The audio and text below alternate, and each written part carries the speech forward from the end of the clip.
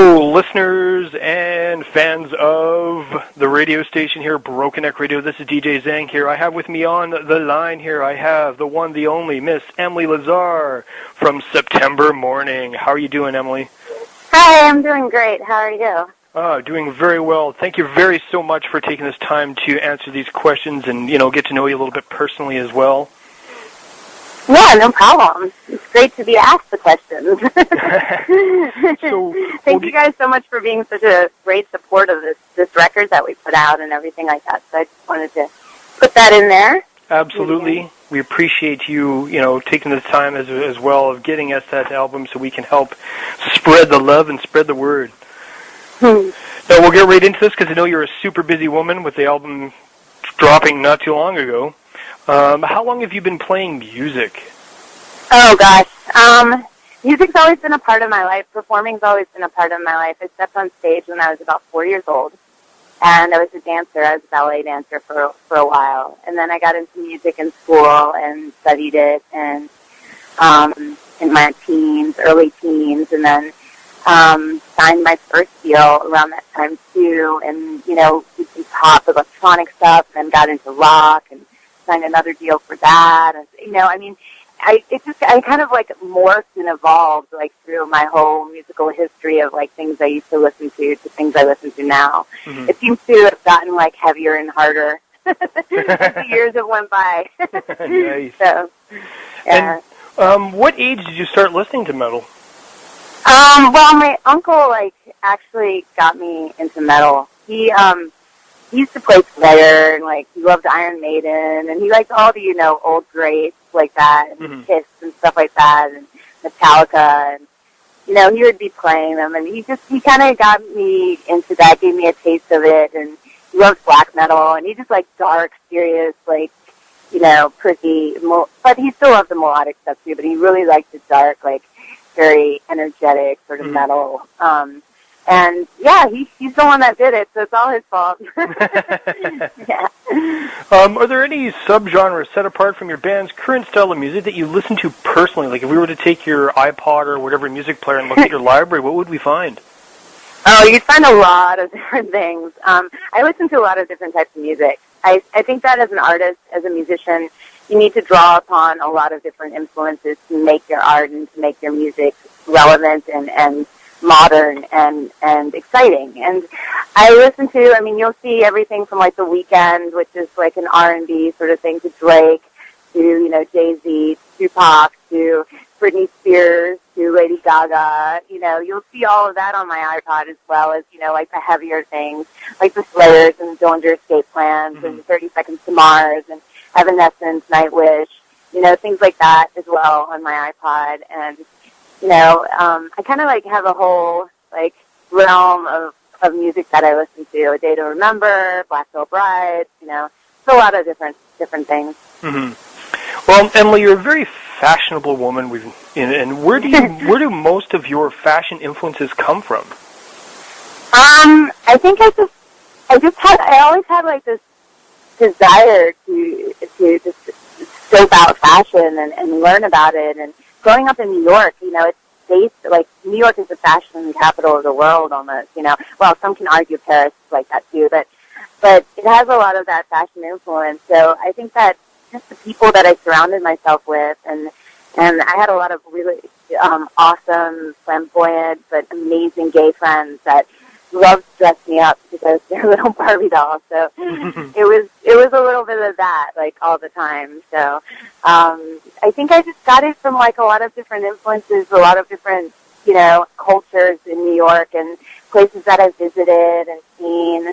And I spent some time in Japan and London, and I draw upon what works for my body type and, mm-hmm. and what works and what's inside of me. It's fashion to me is not so much the spoken word, it's the unspoken word of, the visual unspoken word mm-hmm. that you say to people. So that's kind of how I think it's relevant. Mm-hmm.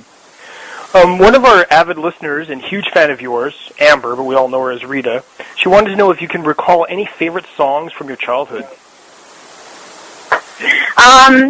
Actually, I have one that I remember my mom playing a lot. It's a Joni Mitchell song. It's called Both Sides Now, and it's really like an amazing song. But Joni Mitchell and kind of folky artists like that, Indigo Girls and things like that, my mom was kind of like really into that sort of stuff. So I kind of got a lot of that when I when I grew up. So, you know, and that didn't really influence my hard rock and metal scene, but it did give me the sense of melodic lyricism, and my lyrics were from the get-go, like when I started writing, were very visual and very poetic, and I think Joni Mitchell is basically like one of, you know, the most inspiring poetic, you know, lyricists out there, you know, along with Tori Amos and people like that, you know, Jewel. So I think that part of me kind of goes towards that side of music, you know, that I bring it into like a heavier, more atmospheric rock sort of element. Now, was there anything that you like or dislike that stands out the most playing at a live show? Let's see. I don't think there's anything I don't like about live shows. I think I love everything. I love being on stage. It's like when I go on stage, I don't remember what happens. I come off stage and I'll be bleeding, or I'll have bruises, or, you know, I'll have a chipped tooth from the microphone, and I won't even know what happened, because I go on stage and I just become September and become this character and just live in her for a while. And it's the most amazing escapism I think I've ever felt in my life, and I love it, you know. Being on stage is the most amazing thing ever. Do you kind of get in the zone? Yeah, it's a zone. It's definitely a zone. Yeah. With today's stats out, and with you being a musician, what is your opinion on the fact that digital music has now outsold the physical media? What do you mean? Well, the stats have come out saying that people now will actually purchase your music digitally off of iTunes online, rather than going into a store and buying a CD. Sure. Oh, yeah. I mean, that's been going on for a while now.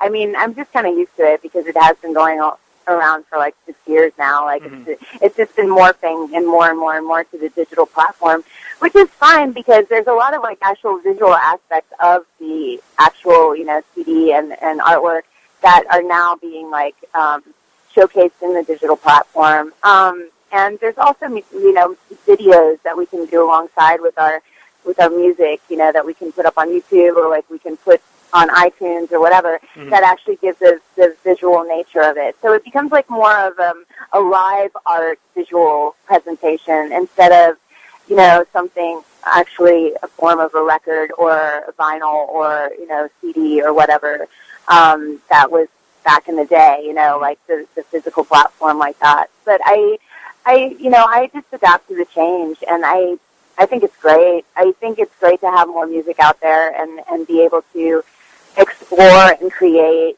and find different ways of, you know, bringing the visual element to music. I think that's, like, exciting to me. I think that the change is good because I think the music industry and business has relied on a certain platform and a certain way of doing business for so long that they need a good kick in the ass, excuse my language. But, like, you know what I'm saying? Oh, yeah, So I think that's like a really good thing. I think change like that is good. I think that it empowers the artist, and I think that we're seeing a lot of that nowadays. It's nice to see the industry evolving with technology. Yeah, it's great. Where or how did you guys come up with the name September Mourning? Well, September Mourning is actually the character in the actual comic book, and the whole thing's based around the story. Like September Mourning is based around the storyline. So it's a storyline-driven and based concept project, which has a musical element to it. And, I mean, on a personal note, I had a friend die in September about 6 years ago, something like that. And he was very, very close to me. And this project became a little bit of a, you know, shout-out to him. So, but September Mourning is actually the character that is a reaper in the storyline, and she takes souls, and she also has the power of putting souls into like other bodies, so she can give you a second chance at life. And I think we've always wanted, like everybody's always wanted, like a second chance at something or to something back in their life and do it over again. I know I've wanted that before. Mm-hmm. And, regrets are awful things to have, but she gives you the chance to, like, make good on them. So it's an interesting character, and it battles a lot of issues of morality and God and religious values and things like that. But it's exciting, too. It really opens people's minds, I think, once they get kind of, like, into the story and figure out what it's about. Mm-hmm. Now, when you're writing your music, when you're writing songs, what influences do you draw from in life? I draw because it all wraps around the storyline. I mean, it's basically told through her eyes, Mm-hmm. but I mean, I draw upon for lyrics and lyricism. If I'm getting the emotion of September or what she's trying to convey, like I'll draw upon like my friends' circumstances or things that have happened in my own personal life, or or feelings I have towards somebody, and I just open myself up like that, Mm-hmm. And I think it's the most amazing and beautiful thing to be able to, like, put something out there that is so personal and is so endearing to yourself and just kind of bleed like that, lyrically, and I think that's really important. We currently feature Go for the Throat, Love is War, and Crimson Skies on our station. As an artist, I'm sure you must love all three of those songs. Is there anyone in particular that you're personally attached to? I mean, I love those songs. Those songs are, those songs are quite a bit old. They're three of our oldest songs. Like, they're three of our songs that, like, we did when we first came out, like, in, 2010 and 2009. And our sound has changed a bit, and our style has changed, and our writing has changed a little bit, and it's gotten a lot stronger, I think. But the core, the base of it, the feeling behind the music is still, of course, as enigmatic as, like, as it's always been, and so I love all those songs. I think I love Go for the Throat because it's just kind of like falls to the wall in your face, sort of growly vocal, and it's basically just an angry song. And yeah, it's the like most popular one of the three. Yeah, I like that song a lot. I think and it has this weird, like, swing sort of, like, hook in it, and it's an interesting guitar melody that's going along, and it has a catchy little chorus. Yeah, that's probably one of the ones that's most, like, endearing to me. Now, the new album came out May 18th. Its name is Melancholia. Can anyone, and then anyone in the industry that follows the media will know that it's getting great reviews. Now, as an artist, how do you feel the album has done so far in terms of, has it met your expectations or has it surpassed them? It's definitely met them, maybe surpassed them a bit. I don't really, actually, you know what, I can't even say that because I really didn't have expectations. I try not to put expectations on my art because it's art. Yep. And for me, art shouldn't be judged. Like, you don't give a gold medal to, an artist. Like, it's like, okay, what's better, a Van Gogh or a Monet? Like, you can't judge art. It's all people's personal opinions and perspectives. For me, success for us is putting this project out there, this story out there, and having people understand it, get it, learn from it, enjoy it, be able to, pass it on to other people. And for me, if one person does that, it's success.